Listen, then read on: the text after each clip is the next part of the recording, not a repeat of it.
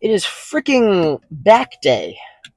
And, well, my lower back,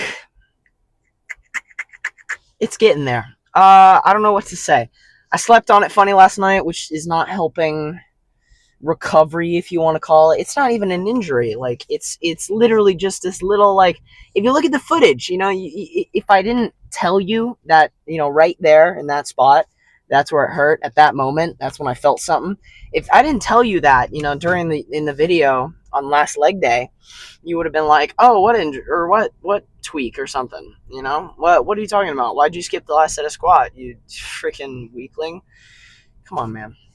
Like, I honestly, it's not bad enough, to warrant um holding off on exercise, holding off on the workout, because the pump still needs to occur. But I mean, it's not ideal. It definitely plagues some nights. I'll just say that.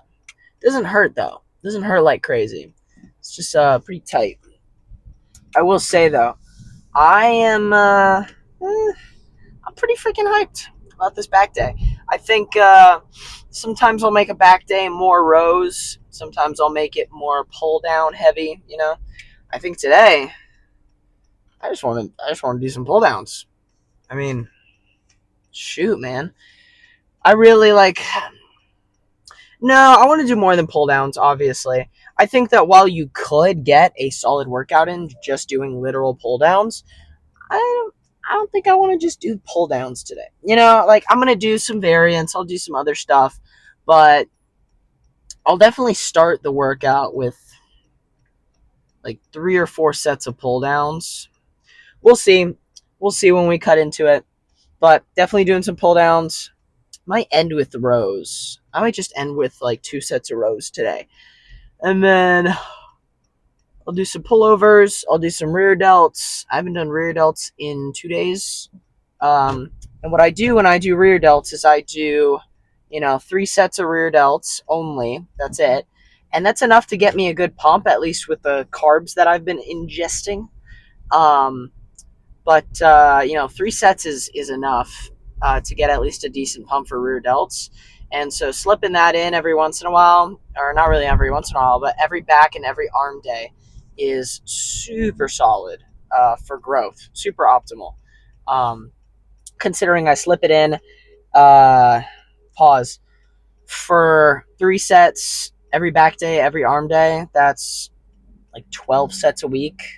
Pretty good considering it's not a huge weak point for me. I think my biggest weak point right now is side delts, upper chest, and probably lower lats. More like lat width. Like, you know what I mean? Back width is a bit of a weakness. And then upper chest is huge. That's why I like literally spam, incline bench. Also because it's goated. I love incline bench. But what's this guy doing? Silly.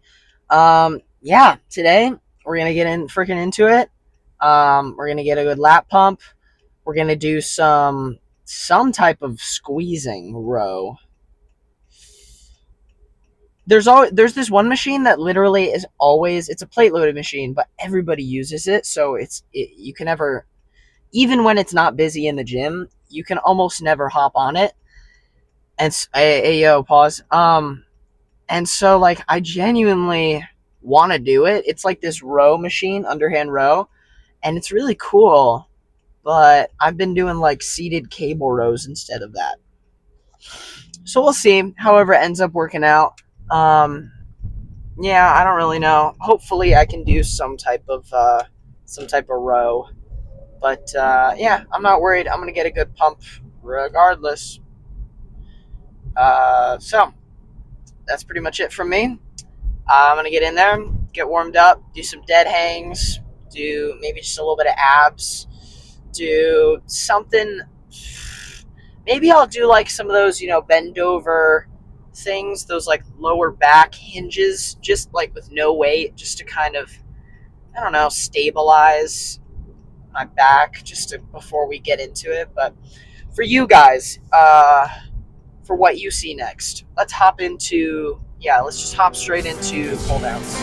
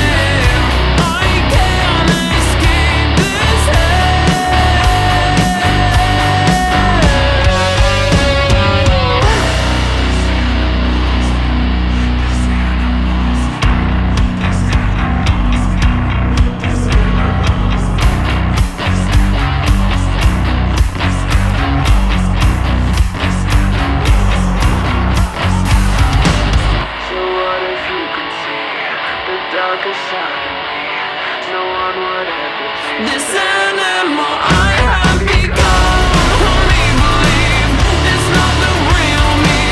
Somebody help me tame this animal I have become. Help me believe it's not the real me. Somebody help me tame this animal.